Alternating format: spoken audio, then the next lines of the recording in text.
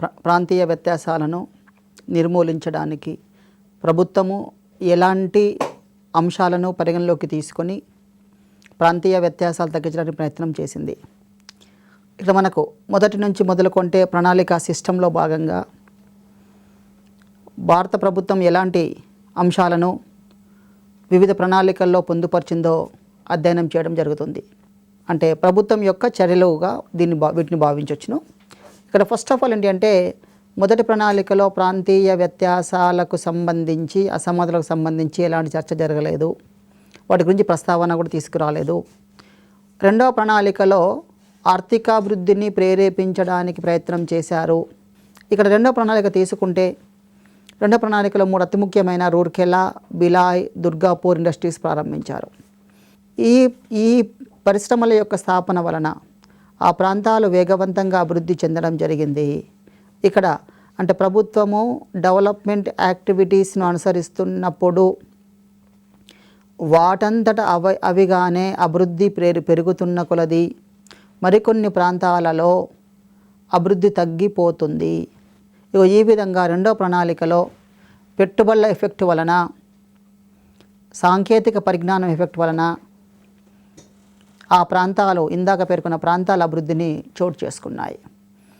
మూడో ప్రణాళికలో పరిశ్రమల యొక్క వ్యాప్తి వివిధ ప్రాంతాలలో కొనసాగించాలి అని డిసైడ్ చేశారు. అంటే అన్ని ప్రాంతాలలో పారిశ్రామిక అభివృద్ధిని కొనసాగించాలి.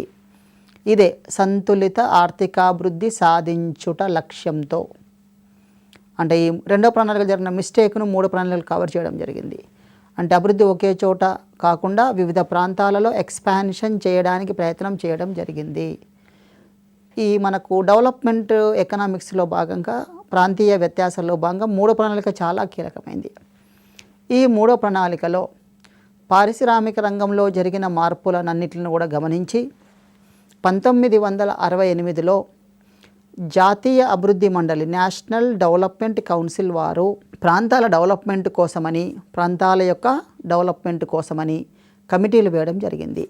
దీనికంటే ముందు స్పెషల్గా వెనుకబడిన ప్రాంతం అనగానేమి, గుర్తింపు, వెనుకబడిన ప్రాంతం అనగా ఏమిటి, దాన్ని ఎలా గుర్తిస్తాం, దానికి సూచికలు ఏంటనే అంశం తీసుకున్నారు 3వ ప్రణాళికలో. ఈ సూచికలో ఏం చేశారు అంటే ఫస్ట్ రాష్ట్రం యొక్క తలసరి ఆదాయము ఒక ప్రధాన సూచిక తీసుకున్నారు. రెండవది ప్రతి లక్ష జనాభాకు పారిశ్రామిక కార్మికుల సంఖ్య.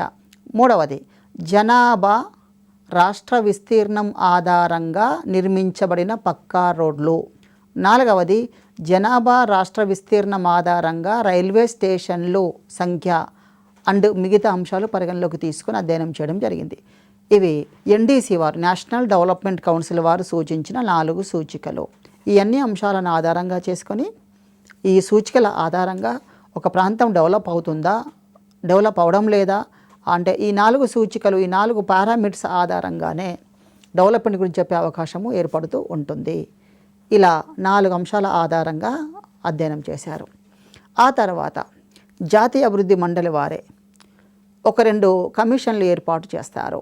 ఒకటి పాండే కమిషన్, మరొకటి వాంచు కమిషన్ అని ఏర్పాటు చేస్తారు. 1968లో ఏర్పాటు చేస్తారు. Pandey commission and Wanchoo commission. ఇక్కడ పాండే కమిషన్ ఏం చేస్తుందంటే ప్రాంతీయ వ్యత్యాసాలకు సంబంధించిన అంశాలను గుర్తించడం చేస్తుంది పాండే కమిషన్. ఇదే ఇంపార్టెంట్ బిట్, ప్రాంతీయ వ్యత్యాసాలకు సంబంధించిన అంశాలను గుర్తించడము. ఆ గుర్తించిన తర్వాత వాటికి కావలసిన రెమెడీస్, నివారణ మార్గాలను సూచించింది వాంచు కమిషన్. ఈ కమిషన్ 1968లో ఏర్పాటు చేయడం జరిగింది. ఈ పాండే కమిషన్ అధ్యయనం చేస్తూ దేశంలోని అనేక రాష్ట్రాలలో వ్యత్యాసాలు ఉన్నాయి, వెనుకబాటుతనం ఉంది అని కొన్ని రాష్ట్రాల ఎగ్జాంపుల్గా చెప్పడం జరిగింది. అందులో ఉమ్మడి ఆంధ్రప్రదేశ్ ఉంటుంది, ఉత్తరప్రదేశ్ ఉంది, మధ్యప్రదేశ్, హిమాచల్ ప్రదేశ్, జమ్మూ అండ్ కాశ్మీర్, అస్సాం, రాజస్థాన్, నాగాల్యాండ్, మణిపూర్, గోవా ఇవన్నీ కూడా వెనుకబడిన రాష్ట్రాలుగా చెప్పడం జరిగింది. అంటే ఈ ప్రాంతాలను మరింత వేగవంతంగా అభివృద్ధి చెందేలా చూడాలి.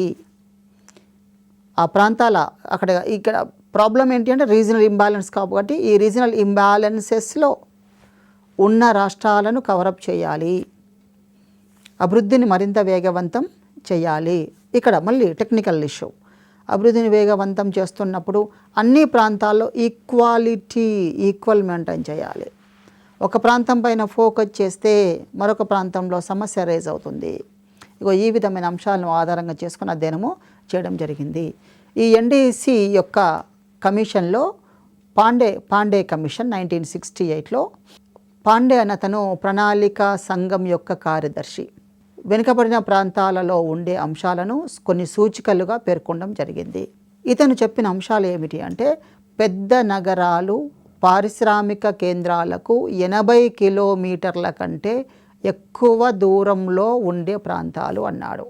పెద్ద నగరాలు పారిశ్రామిక కేంద్రాలకి 80 కిలోమీటర్ల దూరంలో ఉన్న ప్రాంతాలు అని చెప్పడం జరిగింది. మరొకటి అంటే రాష్ట్రానికి వస్తున్న తలసరి ఆదాయంలో 25% కంటే తక్కువ ఆదాయాన్ని ఆర్జించే రాష్ట్రాలు, అంటే 25% కంటే ఇంకా తక్కువగా ఉండే రాష్ట్రాలను వెనుకబడిన రాష్ట్రాలుగా చెప్పడం జరిగింది. ఉత్పాదక సాధనాలు, ఉద్యోగ అవకాశాలకు సంబంధించిన జనసాంద్రత అధికంగా ఉండే ప్రదేశాలు, అంటే ఒక ప్రదేశంలో ఎక్కువ మంది ఉద్యోగాల కోసం ఎక్కువ మంది డిపెండ్ అయి ఉంటారు. దీనినే నిరుద్యోగులుగా ఉండే యొక్క శాతం మెల్లిమెల్లిగా పెరుగుతుంటుంది. అలాంటి దాన్ని ఆధారంగా తీసుకొని చెప్పడం జరిగింది. ఇదే ఉద్యోగితకు సంబంధించిన అంశము. ఇందులో మళ్ళీ ఏం చేశారంటే, ఈ ఉత్పాదక సాధనాలకు సంబంధించిన అంశాలను మళ్ళీ కొన్ని అంశాలుగా పొందుపరిచారు. ఒకటి, ద్వితీయ తృతీయ రంగాల శ్రామికులు తక్కువగా ఉండము. భారతదేశంలో కానీ తెలంగాణ రాష్ట్రంలో కానీ నేటికి వ్యవసాయ రంగంపై ఆధారపడే జనాభా చాలా ఎక్కువగా ఉంది. మొత్తం రాష్ట్ర జనాభాలో 50% పైగా వ్యవసాయ రంగంపై ఆధారపడి ఉంటున్నారు. అయితే ఇక్కడ ఏం చేయాలంటే, ద్వితీయ తృతీయ రంగాల శ్రామికులు తక్కువగా ఉండేటట్లుగా చూడాలి. తక్కువగా ఉండడానికి అవకాశం లేకుండా చేయాలి. అంటే ప్రాథమిక రంగంలో లేదా వ్యవసాయ రంగంలో ఆధారపడే జనాభాను పారిశ్రామిక రంగానికి, సేవా రంగానికి తరలించాలి. అలా తరలించినప్పుడు ఆదాయం ఎక్కువగా పెరిగే అవకాశం ఉంటుంది. కాబట్టి ప్రాథమిక రంగంపై, వ్యవసాయ రంగంపై ఆధారపడే జనాభాను క్రమంగా తగ్గించడం జరగాలి. ఆ తర్వాత కర్మాగారాల్లో పనిచేసే శ్రామికుల సంఖ్య తక్కువగా ఉండడము, ఇది కూడా ప్రాంతీయ వ్యత్యాసానికి సూచిక అంటారు. అంటే కర్మాగారాల్లో, పరిశ్రమల్లో, యూనిట్స్లలో పనిచేసే వారి సంఖ్య పెరగాలి. పారిశ్రామిక సేవా రంగాల్లో పనిచేసే జనాభా సంఖ్య కూడా పెరగాలి. పెరిగితే మంచిది, తక్కువగా ఉంటే వ్యత్యాసానికి సూచిక అంటారు. సహజ వనరులు అయిన మొదలగున సహజ వనరులు, గనులు కానీ, అడవులు కానీ, వాటి యొక్క వినియోగము అల్పంగా, తక్కువగా ఉండడము, ఇది కూడా అసమానతకు సూచికనే. ఆ తర్వాత ఈ 3 అంశాలను పొందుపరిచారు వరుసగా. ఒకటి వచ్చేసి ద్వితీయ తృతీయ రంగాలపై ఆధారపడే శ్రామికులు తక్కువ ఉండడము, పరిశ్రమల్లో, కర్మాగాల్లో పనిచేసే వారి సంఖ్య తక్కువగా ఉండడము, సహజ వనరులు, గనులు, అడవులు మొదలైన వాటి వినియోగం అల్పంగా ఉండము. ఇవి రివర్స్ తీసుకుంటే అభివృద్ధికి సూచిక. రివర్స్ అంటే ఏంటి? ప్రాథమిక రంగంలో ఆధారపడే జనాభా తక్కువగా ఉండి ద్వితీయ తృతీయ రంగంలో ఆధారపడే జనాభా పెరగడము, కార్మికులలో పనిచేసే శ్రామికుల సంఖ్య పెరగడము అభివృద్ధికి సూచిక. అండ్ సహజ వనరులు అభిలషణీయంగా వినియోగించుకోబడ్డం కూడా అభివృద్ధికి సూచికగా భావిస్తూ ఉంటారు. ఇవే కాకుండా నా నెక్స్ట్ పాయింట్కి వచ్చేసరికి విద్యుత్ శక్తి, రవాణా, కమ్యూనికేషను, నీటి సౌకర్యాల కొరత ఉండడము, ఇవన్నీ ఉండే వెనుకబాటుతనం సూచికగా భావించడం జరుగుతుంటుంది. మొత్తం 4 అంశాలు చెప్పాము. ఇవి తక్కువ ఉంటే వెనుకబాటుతనము, ఎక్కువ ఉంటే అభివృద్ధికి సూచిక. ఈ అంశాల ఆధారంగా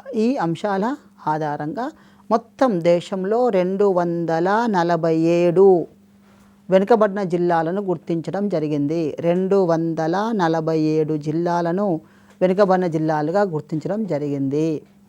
ఇలా వెనుకబడిన ప్రాంతాలను అభివృద్ధి చెందేలా చేయాలి అంటే స్పెషల్గా వికేంద్రీకరణను ప్రకటించాలి. వికేంద్రీకరణ అనగా చిన్న తరహా పరిశ్రమలు, కుటీర పరిశ్రమలు, చేనేత పరిశ్రమలు, హస్తకళలు ఇలాంటివి ప్రారంభించినట్లయితే అభివృద్ధి ఆటోమేటిక్గా వేగవంతం అవుతూ ఉంటుంది. ఈ విధంగా ఈ పాండే కమిషన్ యొక్క సిఫార్సులు ఈ విధంగా ఉన్నాయి. ఆ తర్వాత వాంచు కమిషన్, ఇది కూడా 1968లోనే ఏర్పాటు చేస్తారు. పాండే కమిషన్ ఏం చేసింది అంటే వెనుకబడిన ప్రాంతాలను గుర్తించింది. ఈ వాంచు కమిషన్ ఏం చేస్తుంది అంటే ఈ వెనుకబడిన ప్రాంతాల అభివృద్ధికి ఎలాంటి చర్యలు తీసుకోవాలి, నివారణ మార్గాలు ఏమిటి, ప్రోత్సాహకాలు ఏమిటి అనేవి సూచించడానికి నియమించడం జరిగింది. ఈ యొక్క వాంచు కమిషను వెనుకబడిన ప్రాంతాలలో పరిశ్రమల స్థాపనకు అవసరమైన ప్రోత్సాహకాలను సూచించారు. జస్ట్ ఇక్కడ రెండే బిట్లు ఇంపార్టెంట్. పాండే కమిషన్ యొక్క మెయిన్ ఎయిమ్ ఏంటి, వాంచు కమిషన్ యొక్క మెయిన్ ఎయిమ్ ఏంటి? పాండే కమిషన్ యొక్క మెయిన్ ఎయిమ్ ఏంటి అంటే వెనుకబడిన ప్రాంతాలను గుర్తింపు చేయడము. వాంచు కమిషన్ నివారణ మార్గాలు సూచించడము. అండ్ వెనుకబడినతనానికి గల కారణాలు, సూచికలు ఏమైనా సూచించారంటే ఇందాక చెప్పిన 4 సూచికలు కీలకమైన సూచికలు. అండ్ వాంచు కమిషన్ అధ్యయనం చేసుకుంటూ వెళ్ళినట్లయితే వాంచు కమిషన్ ఏం చెప్తుంది అంటే పరిశ్రమల స్థాపనకు అవసరమైన ప్రోత్సాహకాలను ఇవ్వండి అన్నారు. పరిశ్రమలకు అవసరమైన ప్రోత్సాహకాలను ఇవ్వండి అన్నాడు. ఇక్కడ వెనుకబడిన ప్రాంతాలలో స్థాపించే పరిశ్రమలకు అందించే గ్రాంట్లను పెంచండి అన్నారు. వెనుకబడిన ప్రాంతాలలో స్థాపించే పరిశ్రమలకు కావలసిన గ్రాంట్లను అందజేయండి. నెక్స్ట్ 5 సంవత్సరాల పాటు రాబడి పన్ను, కార్పొరేషన్ పన్ను మినహాయించమని చెప్పారు. యంత్రాలు, యంత్ర సామాగ్రిపై దిగుమతి సుంకము, దిగుమతి పన్ను మినహాయించమని చెప్పడం జరిగింది. 5 సంవత్సరాల పాటు ఎక్సైజ్ పన్నును మినహాయించమని చెప్పడం జరిగింది. 5 సంవత్సరాల వరకు తయారైన వస్తువుల రవాణా వ్యయంపై సబ్సిడీ ఇమ్మని చెప్పడం జరిగింది. ఇలాంటివన్నీ సబ్సిడీలు, మినహాయింపులు, రాయితీలు ఇచ్చినట్లయితే వివిధ ప్రాంతాలలో పరిశ్రమలు వేగవంతం అవడానికి అవకాశం ఉంటుంది అని వాంచు కమిషన్ చెప్పడం జరిగింది. ఇలాంటివి ఇంకా కొనసాగుతున్నాయి, ఈనాటికి కొనసాగుతున్నాయి. తెలంగాణ రాష్ట్ర ప్రభుత్వం ఏర్పడినాక టీఎస్ ఐపాస్ అనే పథకం తీసుకొచ్చి ప్రవేశపెట్టారు. టీఎస్ ఐపాస్, ఈ టీఎస్ ఐపాస్లో కూడా అనేక మినహాయింపులు, రాయితీలు ఇవ్వడం జరిగింది. ఇందులో ఎస్సీ ఎస్టీస్కి స్పెషలైజ్డ్ పథకాలు ప్రవేశపెట్టారు. మహిళలకు సెపరేట్ అవకాశాలు కల్పించారు. నూతనంగా వచ్చే ఉద్యమదారులు, ఎంటర్ప్రీనర్స్కి అనేక అవకాశాలు కల్పించారు. ఇలా కేంద్రము మరియు రాష్ట్రాలు కూడా అనేక చొరవలు తీసుకొని వివిధ ప్రోత్సాహకాలు కల్పించడం వల్ల అభివృద్ధి వేగవంతం అవుతుంది. ఇది స్పెషల్గా వెనుకబడిన ప్రాంతాల్లో చేయాలని ఒక వాదన ఉంటుంది. అంటే వెనుకబడిన ప్రాంతాల్లో చేస్తే వెనుకబడిన ప్రాంతము ఇంకా అడ్వాన్స్ రేంజ్లోకి వెళ్ళిపోతుంది. కాబట్టి main focus need in very backward regions or backward areas అని చెప్తూ ఉంటున్నారు. ఈ విధంగా కొన్ని సూచనలు, సలహాలు ఎవరిచ్చారు అంటే వాంచు కమిషన్ ఇవ్వడం జరిగింది. తర్వాత ఈ 2 కమిటీల సూచనల ఆధారం చేసుకొని కేంద్ర ప్రభుత్వము 1971లో 2 పథకాలను ప్రవేశపెట్టడం జరిగింది. 2 పథకాలు. ఈ పథకాలు ఎలా ఉంటాయి అంటే ఈ పథకాల యొక్క ఉద్దేశం ఏంటి అంటే ఇందాక ఒకసారి మనం డిస్కస్ చేసుకున్నట్లు ఈ పథకాలలో పర్టిక్యులర్ రీజియన్కి సంబంధించి, స్పెసిఫైడ్ ఏరియాకి సంబంధించి, స్పెసిఫైడ్ కేటగిరీకి సంబంధించిన పథకాలు కూడా ప్రవేశపెట్టడం జరిగింది. అంటే రైతుల అభివృద్ధి కోసం సపరేట్ రైతులకు సంబంధించిన పథకాలు, డ్రాట్ ఫ్రోన్ ఏరియాకి సంబంధించి specialised drought prone areas programmes, కరువు పీడితమైన ప్రాంతాల్లో ఆ కరువు నివారించడం కోసం నేటికి పథకాలు అమలవుతున్నాయి. ప్రస్తుతం మంచి example Mahatma Gandhi national rural employment guarantee scheme కూడా అమలవుతుంది. ఇది ప్రజెంట్ మన రాష్ట్రంలో కూడా కరువు పీడిత ప్రాంతాలలో స్పెషల్ ఫోకస్ చేసుకుంటూ ఆ ప్రాంత నిరుద్యోగులకు ఉపాధి కల్పించడం జరుగుతూ ఉంటుంది. ఈ విధమైన పథకాలు అన్నమాట. అంటే ఒకే రకంగా ఫోకస్ చేయడం కాదు, అనేక విధాలుగా ఫోకస్ చేసినప్పుడు ఒకవైపు రైతాంగము, ఒకవైపు పారిశ్రామిక రంగము, ఇంకొక వైపు నిరుద్యోగులపై ఫోకస్ చేసి అలా చేసినట్లయితే ఆ ప్రాంతంలో ఉన్న వ్యత్యాసాలు మొత్తం కనుమరుగైపోతాయి. అలాంటి వాటి కోసం ప్రభుత్వం ప్రయత్నం చేస్తూనే ఉంది. దీనికి కేంద్రంతో తోడుగా రాష్ట్రాలు కూడా ప్రయత్నాలు చేస్తూనే ఉన్నాయి. ఇలా చేసినట్లయితే దేశంలో ఉన్న వ్యత్యాసాలు, అసమానతలు కనుమరుగయ్యే అవకాశము ఉంటుంది. ఆ తర్వాత ఇక్కడ వెనుకబడిన రాష్ట్రాలను తీసుకొని 3 వర్గాలుగా చెప్పడం జరిగింది. ఏబిసి అన్నారు. ఏబిసి, ఇక్కడ ఏబిసిలో వీటికి కావాల్సిన category A, category B, category C అన్నారు అని వీటికి కావాల్సిన డెవలప్మెంట్ యాక్టివిటీస్ ఏంటి అని చెప్పడం జరిగింది. ఇక్కడ కేటగిరీ ఏలో పరిశ్రమలు లేని 118 జిల్లాలను 118 జిల్లాలకు 25% సబ్సిడీ అందించాలని, మూలధన సబ్సిడీ గరిష్టంగా 25 లక్షల వరకు అందించాలని నిర్ణయించడం జరిగింది. కేటగిరీ బి ఈ పరిశ్రమలలో 55 జిల్లాలను ఎంపిక చేసి మూలధనంలో 20%, మూలధనంలో 25% సబ్సిడీ, గరిష్ట పరిమితి 20 లక్షల వరకు ఇవ్వడం జరిగింది. కేటగిరీ సిలో వచ్చేసరికి 115 జిల్లాలకి ఎంపిక చేశారు. 15% మూలధనంలో సబ్సిడీ ఇస్తారు. గరిష్టంగా 15 లక్షల రూపాయల వరకు మినహాయింపులు ఇవ్వడం జరిగింది, పరిమితి ఇవ్వడం జరిగింది. ఈ విధంగా కేటగిరీ ఏలోని పరిశ్రమలు 118, కేటగిరీ బిలోని పరిశ్రమలు 55 జిల్లాలు 55 అండ్ కేటగిరీ సిలో 113 జిల్లాలు. కేటగిరీ ఏలో 25% మూలధన సబ్సిడీ ఉంటుంది, గరిష్టంగా 25 లక్షలు. కేటగిరీ బిలో 20% సబ్సిడీ 20 లక్షల వరకు. కేటగిరీ సి 15% సబ్సిడీ 15 లక్షల వరకు అని గుర్తుంచుకోవడం జరగాలి. ఇది స్పెషల్గా జిల్లాలను ఆధారంగా చేసుకొని చేయడము జరిగింది. ఆ తర్వాత రాష్ట్ర ప్రభుత్వాలకు అవస్థాపన సౌకర్య అభివృద్ధి వ్యయంలో 1/3% వంతు అందిస్తూ కేంద్రం ప్రత్యక్షంగా సహాయం అందిస్తుందని పేర్కొనడం జరిగింది. ఇందాక చెప్పిన వాటికి అనుబంధంగా స్పెషల్ ఫోకస్ ఆన్ రాష్ట్ర ప్రభుత్వాలకు అవస్థాపన సౌకర్యాల అభివృద్ధి వ్యయము 1/3 వంతు. సపోజ్కి ఒక 10 లక్షలకు సంబంధించిన అవస్థాపన సదుపాయాలను ప్రభుత్వం కల్పిస్తే అందులో 3వ వంతు అంటే 3.3 లక్షల వరకు కేంద్రం ప్రత్యక్షంగా సహాయము అందిస్తుంది. ఈ విధంగా డెవలప్మెంట్ ప్రాసెస్ను పెంచడానికి కేంద్ర ప్రభుత్వం రాష్ట్రాలకు ఫుల్ సపోర్ట్ చేయడం జరుగుతూ ఉంటుంది. ఇలా అందించినప్పుడు డెవలప్మెంట్ వేగవంతం అవుతుంది. ఈ విధంగా మొదటి 3 ప్రణాళికల్లో 3 అంశాలు పొందుపరచడం జరిగింది. ఇలా 3 ప్రణాళికలు అయిపోయిన తర్వాత 4th ప్లాన్లో ప్రభుత్వం ఎలాంటి చర్యలు తీసుకుంది? ఈ 4th ప్లాన్లో వెనుకబడిన ప్రాంతాలను ప్రభుత్వము స్థూలంగా 2 రకాలుగా వర్గీకరించారు, 2 రకాల విభజన చేయడం జరిగింది. ఇందులో ఫస్ట్ భౌగోళిక పరిస్థితుల దృష్ట్యా వెనుకబడిన ప్రాంతాలు అంటున్నారు. భౌగోళిక పరిస్థితుల దృష్ట్యా వెనుకబడిన ప్రాంతాలు అంటే భౌగోళిక పరంగా ఉన్న కారణాల వల్ల. ఇక్కడ ఏంటి అంటే ఒకటి కరువు ప్రాంతాలు ఉండడం కానీ, అండ్ కొండ ప్రాంతాలు ఉండడం కానీ, గిరిజన ప్రాంతాలు ఉండడం కానీ, ఇవన్నీ భౌగోళిక పరమైన కారణాలుగా సూచిస్తున్నారు. వాటి కోసం సెపరేట్ పథకాలు ప్రవేశపెడతారు. కానీ ఇక్కడ గుర్తించింది ఒకటి భౌగోళిక పరిస్థితుల దృష్ట్యా, మరొకటి ఆర్థికంగా వెనుకబాటుతనం ప్రాంతాలు అంటున్నారు. ఒకటి భౌగోళిక వెనుకబడిన ప్రాంతాలు, రెండవది ఆర్థికంగా వెనుకబడిన ప్రాంతాలు. భౌగోళిక వెనుకబడిన ప్రాంతాల్లో కొండ ప్రాంతాలు కానీ, గుట్ట ప్రాంతాలు కానీ, ఎడారి ప్రాంతాలు కానీ ఇవన్నీ ఇందులో కవర్ అవుతాయి. ఇక భౌగోళిక ప్రాంతం నుంచి ఆర్థిక పరంగా చూసుకున్నట్లయితే ఇక్కడ వనరుల కొరత, సౌకర్యాల లేమి, అభివృద్ధికి కావలసిన అన్ని అవస్థాపన సదుపాయాలు లేకపోవడము, ఇవన్నీ మొదలగునవి ఉంటాయి. ఇవన్నిటిని కూడా 4వ ప్రణాళికలో గుర్తించడం జరిగింది. ఆ తర్వాత 5th ప్లాన్కి వెళ్తే 5వ ప్రణాళికలో ఈ 5వ ప్రణాళిక కాలంలో పైవన్నీ అధ్యయనం చేసి 4 రకాల కార్యక్రమాలను ప్రభుత్వము ప్రకటించింది. 4 రకాల కార్యక్రమాలు. ఒకటి వచ్చేసరికి వనరుల సమస్య కారణంగా వెనుకబడిన ప్రాంతాలకు అభివృద్ధి కార్యక్రమాలు రూపొందించారు. ఇందులో ఇందాక చెప్పుకున్న drought prone areas programme, command areas development programme, hill area development programme, desert development programme.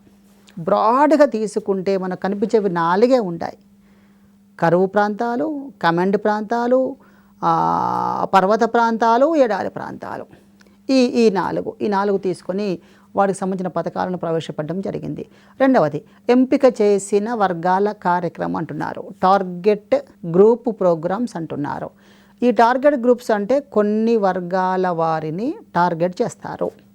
ఇక్కడ కొన్ని వర్గాలు అంటే ఎవరు అంటే గిరిజన ప్రాంత వర్గాలు కావచ్చును, గిరిజన ప్రాంతం ఎస్టీ ట్రైబ్స్ ప్రాంతాలు, సన్నకారు రైతులను టార్గెట్ చేయడం కానీ, చిన్నకారు రైతులను టార్గెట్ చేయడం కానీ ఇలాంటివన్నీ పరిగణలోకి తీసుకొని ఆ స్పెషలైజ్డ్ వారి మీదనే ఫోకస్ చేస్తారు.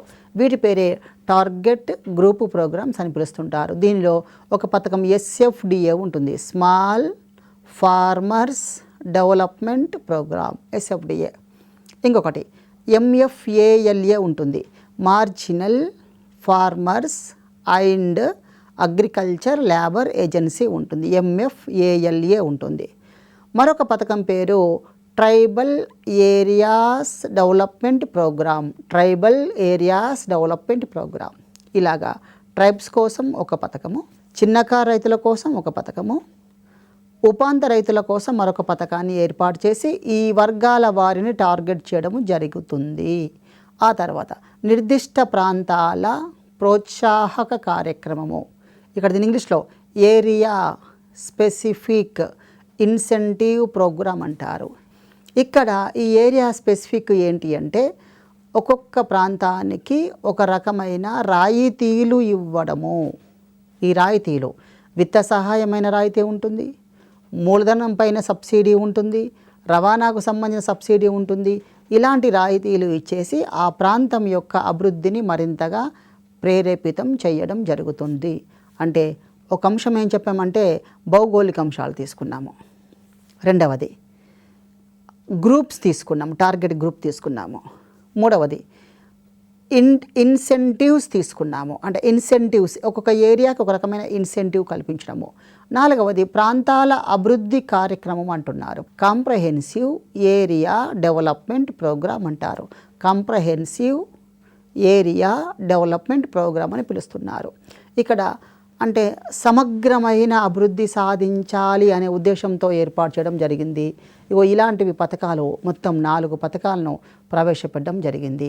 ఇవన్నీ అధ్యయనం చేసినాక 1975లో PC నాయక్ అధ్యక్షతన 11 మంది సభ్యులతో చేత ఒక కమిటీని ఏర్పాటు చేయడం జరిగింది. ఈ కమిటీ యొక్క సిఫారసుల మేరకు వెనుకబడిన ప్రాంతాల అభివృద్ధి అథారిటీని ఏర్పాటు చేశారు. Authority for backward area development అంటారు. ఒక సెపరేట్ అథారిటీ, వెనుకబడిన ప్రాంతాల అభివృద్ధి అథారిటీ ఏర్పాటు చేయడం జరిగింది. ఇది ఒక జాతీయ స్థాయి సంస్థగా ఏర్పడింది. ఈ జాతీయ స్థాయి సంస్థ అయిన వెనుకబడిన ప్రాంతాల అభివృద్ధి అథారిటీ అనేది కొన్ని విధులను కూడా కలిగి ఉంది. ఆ విధులు ముఖ్యంగా ఏంటి అంటే అన్ని అంశాలను పరిశీలించి ఆ పరిశీలనకు అనుగుణంగా నివేదిక తయారు చేసి వాటికి తగిన సూచనలు సలహాలు అందించాలి. అదేవిధంగా వెనుకబడిన ప్రాంతాలలో ప్రోత్సాహకాలను గురించి వ్యవస్థాపకులకు తెలియజేయాలి. మన దేశం లాంటి దేశాలు ఏమవుతుందంటే జనాభా ఎక్కువగా ఉండడం వల్ల ప్రభుత్వం తీసుకొచ్చే అనేక పథకాలు, వాటి యొక్క మెరిట్స్, ఇన్సెంటివ్స్, బెనిఫిట్స్ సరిగా వ్యవస్థాపకుడికి చేరవేరడం లేదు. దీని కారణంగా పథకాలు ఉన్నా కూడా ఉపయోగించుకోలేని వారి సంఖ్య ఉంటుంది. ఇలాంటి వాటి కోసము ఏదైతే programme introduced by the government దానిని రైట్ పర్సన్ దగ్గరికి తీసుకెళ్ళాలి. ఎవరికి నీడీ పీపుల్కి దాన్ని తీసుకెళ్ళాలి. అప్పుడు అభివృద్ధి వేగవంతమయ్యే అవకాశము మరింతగా ఉంటుంది. ఈ విధంగా ఈ అథారిటీ అనేది పనిచేస్తూ ఉంటుంది. ఇవి దీని యొక్క విధులు. ఇంతవరకు 5వ ప్రణాళికకు సంబంధించిన సమాచారం మనం చెప్పడం జరిగింది. ఆ తర్వాత 6th ప్లాన్కి వెళ్తుంటే 6వ ప్రణాళికలో ప్రాంతీయ అభివృద్ధికి ప్రత్యేక ప్రాధాన్యత ఇవ్వడం జరిగింది. ఈ 6వ ప్రణాళిక మనం చూస్తూ ఉంటే మనకు ప్రణాళిక నేచర్ అర్థమవుతుంది. ఇక్కడ రూరల్ డెవలప్మెంట్ పైన ఫోకస్ చేశారు, ఉద్యోగ కల్పన పైన ఫోకస్ చేశారు, సమగ్ర ప్రాంతీయ అభివృద్ధి పైన ఫోకస్ చేశారు. ఈ విధంగా 6వ ప్రణాళిక మ్యాక్సిమం అంతా కూడా అభివృద్ధి వైపు ప్రేరేపితం చేయబడి రూపొందించబడి ఉంది. మరొకసారి గ్రామీణాభివృద్ధి పైన, ఉద్యోగిత కల్పన పైన, సమగ్ర ప్రాంతీయ అభివృద్ధి పైన అత్యధిక ప్రాధాన్యత ఇవ్వడము జరిగింది. ఇందులో కూడా ఈ ప్రాంతాల సమస్యలను అధ్యయనం చేసి వాటికి తగిన చర్యలు తీసుకోవడానికి, మార్పులు చేర్పులు చేయడానికి, సలహాలు సూచించడానికి సెపరేట్గా national committee for development of backward ఏరియాస్ని ఏర్పాటు చేశారు. ఒక కమిటీ. ఈ NCDBA ఇచ్చిన సూచనలు ఏమిటి అంటే ఫస్ట్ ఒకటి చెప్తారు, ఉప ప్రణాళికలు తయారు చేయండి. రాష్ట్ర స్థాయిలో కానీ కేంద్ర స్థాయిలో కానీ ఉప ప్రణాళికలు తయారు చేసినట్లయితే అభివృద్ధి వేగవంతం చేయవచ్చును. నెక్స్ట్, వెనుకబడిన ప్రాంతాలకు సంబంధించిన ప్రాజెక్టు అమలుకు ప్రత్యేకంగా వనరులు మంజూరు చేయాలి. ప్రాజెక్టును ఏర్పాటు చేయాలి, వాటికి వనరులు కూడా మంజూరు చేయాలి. అదేవిధంగా వెనుకబడిన ప్రాంతాలకు తేలికగా అమలు చేయటానికి వీలయ్యే ప్రాజెక్టులను ఏర్పాటు చేయాలి. ఇంకొక సమస్య వస్తుంది ఇక్కడ. రాష్ట్రాలలో కొన్ని ప్రాజెక్టులను ప్రకటించబడినప్పుడు వాటికి నిధులు మంజూరు చేయబడకుండా వేరే వాటి వైపు మరల్చడం జరుగుతుంది. అలాంటి వాటిని నివారించాలి. అంటే పథకం ఒకటి ఉంటుంది, ఆ పథకానికి కేటాయించిన సొమ్ము వేరేదానికి డైవర్ట్ చేస్తున్నారు. దీనివల్ల ఆ ప్రాజెక్ట్స్ పెండింగ్ అయ్యే అవకాశం ఉంటుంది. ఈ విధంగా మన దేశంలోనైతే కొన్ని ప్రాజెక్ట్స్ ఎప్పటి నుంచో కొనసాగుతూనే ఉన్నాయి, కానీ పూర్తిగా ఇంప్లిమెంట్ అవ్వడం లేదు.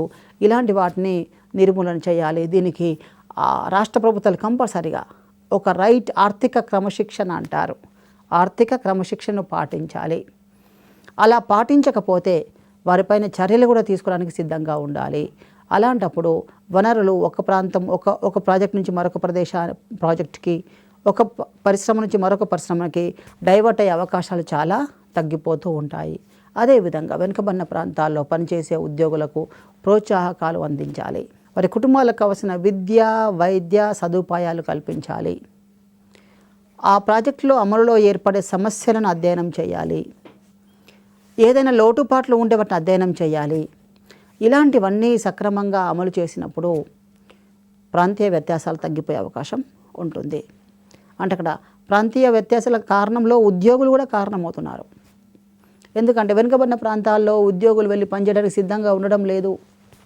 దానివల్ల అక్కడ యాక్టివిటీస్ చాలా మందకొడిగా ఉంటున్నాయి, సూపర్విజన్ ఉండదు. కాబట్టి ఇలాంటి ప్రాంతాలపైన స్పెషల్ ఫోకస్ చేసినట్లయితే డెవలప్మెంట్ ఈజీగా రీచ్ అవుతుంది. కాబట్టి అలాంటి వాటిపైన పనిచేసే ఉద్యోగులకు బెనిఫిట్స్ కల్పించాలి. అక్కడ ఉండడానికి కావాల్సిన ఏర్పాట్లు చేయాలి.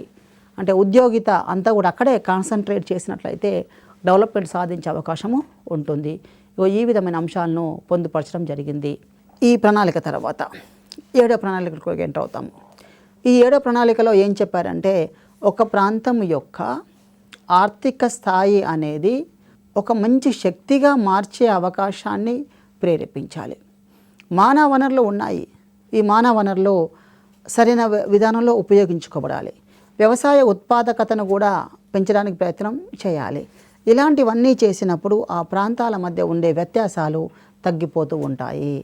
అంటే ఆర్థిక స్థిరత్వం సాధించమని చెప్తున్నారు ఇక్కడ. ఫైనల్గా ఆర్థిక స్థిరత్వాన్ని సాధించాలి. ఉద్యోగులలో, వ్యక్తులలో, మానవుల్లో ఉన్న శక్తి నైపుణ్యాలను బయటికి తీసుకురావాలి. వ్యవసాయ ఉత్పాదకతను పెంచాలి. వ్యవసాయ ఉత్పాదకత ఎప్పుడు పెరగడం సాధ్యమవుతుంది? ఒక అంశము. వ్యవసాయ ఉత్పాదకత పెరగాలి అంటే ఆర్థిక శక్తి ఉండాలి. 2, మానవ నైపుణ్యాలు పెరగాలి. ఇవి 2 పెరిగినప్పుడు ఆటోమేటిక్గా వ్యవసాయ ఉత్పాదకతలు కూడా పెరుగుతూ ఉంటాయి. అలాంటి వాటి కోసం ప్రయత్నం చేయాలి. దానికి తోడుగా ఎడారి ప్రాంతాలు, గిరిజన ప్రాంతాలు, కొండ ప్రాంతాలు ఇలాంటి మొదలగు ప్రాంతాలకు అభివృద్ధి కార్యక్రమాలు ప్రవేశపెడుతూ అలాంటి వెనుకబడిన ప్రాంతాలలో ఉత్పత్తి పెంచడానికి తగిన వ్యూహాలు రూపకల్పన చేయాలి. అలా చేసినప్పుడు ఆ ప్రాంతంలో ఉండే జనాభాకి లభించే ఆదాయ వనరులు కూడా పెరుగుతాయి. కాబట్టి అలాంటి చర్యలు కూడా తీసుకోవడం అవసరము. ఇవన్నీ సాధించినాక లాస్ట్ థింగ్ ఏంటి అంటే మానవ అభివృద్ధిని ప్రభావితం చేస్తుంది. ఈ మానవ అభివృద్ధిని ప్రభావితం చేసే అతి కీలకమైన అంశాలు విద్య, వైద్య, ఆరోగ్య సదుపాయాలు. ఇలాంటి వాటిని కూడా కల్పించినట్లయితే అభివృద్ధి వేగవంతం అవుతుంది. అప్పుడు ప్రాంతీయ వ్యత్యాసాలు తగ్గుతాయి. కాబట్టి అన్నింటికంటే అల్టిమేట్ థింగ్ ఏంటంటే మానవ వనరుల అభివృద్ధి అనగా విద్య, వైద్య, ఆరోగ్యం పైన ప్రత్యేకమైన శ్రద్ధ వహించాలి. దీంతోపాటు సొసైటీ డెవలప్మెంట్ కోసము రవాణా, సమాచారము, electricity, drinking water, sanitation programmes ఇలాంటివన్నీ కల్పించినప్పుడు అక్కడ ఉండే మానవ వనరులతో పాటుగా సామాజిక అంశాలు కూడా డెవలప్ అయ్యే అవకాశము ఉంటుంది. ఈ విధమైన అంశాలు. ఆ తర్వాత 8th ప్లాన్కి వచ్చేసరికి 8th ప్లాన్లో భారత రాష్ట్రాలన్నింటిలో కూడా ప్రాంతీయ వ్యత్యాసాలు ఉన్నాయి. అయితే ఈ వ్యత్యాసాలు క్రమంగా తగ్గుముఖం పడుతున్నాయి, కానీ వ్యత్యాసాలు మాత్రం ఉన్నాయి అని చెప్పడం జరిగింది. మళ్ళీ ఒకసారి 8వ ప్రణాళిక కాలంలో భారతదేశంలోని రాష్ట్రాలన్నింటిలోనూ ప్రాంతీయ అసమానతలు ఉన్నాయి, కానీ అవి క్రమంగా తగ్గుముఖం పడుతున్నాయి, కానీ ఆ వ్యత్యాసాలు కొనసాగుతూనే ఉన్నాయని చెప్పడం జరిగింది. ఆ తర్వాత 9వ ప్రణాళిక వచ్చేసరికి సంతులన ప్రాంతీయ అభివృద్ధి దేశ సమైక్యతకు అత్యంత అవసరమైన అంశంగా పేర్కొనడం జరిగింది. మళ్ళీ ఒకసారి సంతులిత ప్రాంతీయ అభివృద్ధి దేశ సమైక్యతకు అత్యంత అవసరమైన అంశంగా పేర్కొని ఆ ప్రాంతీయ అసమానతను తొలగించడం, అభివృద్ధిని, ఆర్థిక అభివృద్ధి అవకాశాలు పెంచడము, ఏదైతే దేశంలో ఉత్పత్తులు చేయబడుతున్నారో, ఈ ప్రక్రియలు చేయబడుతున్నారో వాటి యొక్క ప్రతిఫలాలన్నీ కూడా ప్రజలందరికీ సమానంగా పంపిణీ చేయబడాలి. అలాంటప్పుడు ప్రాంతీయ అసమానతలు తగ్గి అభివృద్ధికి దోహదం చేస్తుంది. ఇవన్నీ సాధించబడాలి అంటే ఒక ప్రణాళికబద్ధమైన కృషి కావాలి అని చెప్పడం జరిగింది. ఈ విధంగా 9వ ప్రణాళికను ముగించడం జరిగింది. ఆ తర్వాత 10వ ప్రణాళికలో ప్రాంతీయ అసమానతలు భారతదేశానికి ఒక సవాల్గా మారాయి అని పేర్కొన్నారు. ఇందులో పేదరికము, కనిష్ట వృద్ధి రేటు, పాలనా సామర్థ్యం లోపించడం అతి ప్రధానమైన కారణంగా పేర్కొనడం జరిగింది. వెనుకబడిన ప్రాంతాల అభివృద్ధికి అనేక పథకాల రూపకల్పన జరగాల్సిన అవసరం ఉంది. ఇంకా ఆశించిన ఫలితాలు రావడం లేదు, కాబట్టి ప్రత్యేక చర్యలు తీసుకోవాలి. ఆ చర్యలు తీసుకొని వారి ద్వారా అభివృద్ధిని వేగవంతం చేయాలి. దాని ద్వారా అర్థవంతమైన మంచి ఫలితాలను సాధించాలి అని చెప్పడం జరిగింది. ఇలాంటివన్నీ సాధించడానికి రాష్ట్రీయ సమా వికాస్ యోజన అనే పథకాన్ని ప్రవేశపెట్టడం జరిగింది. ఇంగ్లీష్లో నేషనల్ ఈక్వల్ డెవలప్మెంట్ ప్లాన్ అనే దాన్ని చేపట్టడము జరిగింది. ఈ రాష్ట్రీయ సమ వికాస్ యోజన యొక్క లక్ష్యాలు ఏమైనా ఉన్నాయా అనే అంశాన్ని ఇప్పుడు మనం డిస్కస్ చేస్తున్నాము. రాష్ట్రీయ సమ వికాస్ యోజన అసలేంటి? సమ వికాస్ యోజన ఏంది? ఇది ఎలా ఉంది? దీని యొక్క అతి ముఖ్యమైన లక్ష్యాలు ఏంటి? ఫస్ట్, వెనుకబడిన ప్రాంతాలను అభివృద్ధి చేయడము, ప్రాంతీయ అసమానతలు తగ్గించడము, అభివృద్ధి ప్రక్రియను మరింతగా వేగవంతం చేయడము, పేదరికము, నిరుద్యోగితను తొలగించడము, మానవుడి దైనందిన జీవితం మెరుగుపరిచే విధంగా పథకాలు అమలు చేయడము. ఈ అన్ని అంశాలను ఇంప్లిమెంట్ చేసినట్లయితే ఆటోమేటిక్గా అభివృద్ధి సాధించడం అని చెప్పడము జరుగుతుంది. ఇది ప్రాంతీయ వ్యత్యాసం సంబంధించిన వివిధ ప్రణాళికల్లో తీసుకున్న అంశాలు. అదేవిధంగా ప్రాంతీయ వ్యత్యాసాలు తగ్గించడానికి ప్రాజెక్టులకు నిధులు మంజూరు చేస్తున్నారు. పై అంశాలు, ఇందాక చెప్పిన అంశాల ఆధారంగా ఇలాంటి గుర్తించబడిన ప్రాంతాలను నిర్మూలించడం కోసమని 100% నిధులను కేంద్ర ప్రభుత్వమే అందించడం జరుగుతుంది. ఇలా ఇందాక చెప్పిన 5 అంశాలు కలిగి ఉన్న రాష్ట్రాలు, ప్రాంతాలు అక్కడ ఉన్న ఆ సమస్యల నిర్మూలనకు తీవ్రంగా కృషి చేసినట్లయితే, అలాగని కేంద్రంతో ఒప్పందం చేసుకున్నట్లయితే అలాంటి వాడికి 100% నిధులను కేంద్ర ప్రభుత్వం మంజూరు చేస్తుంది.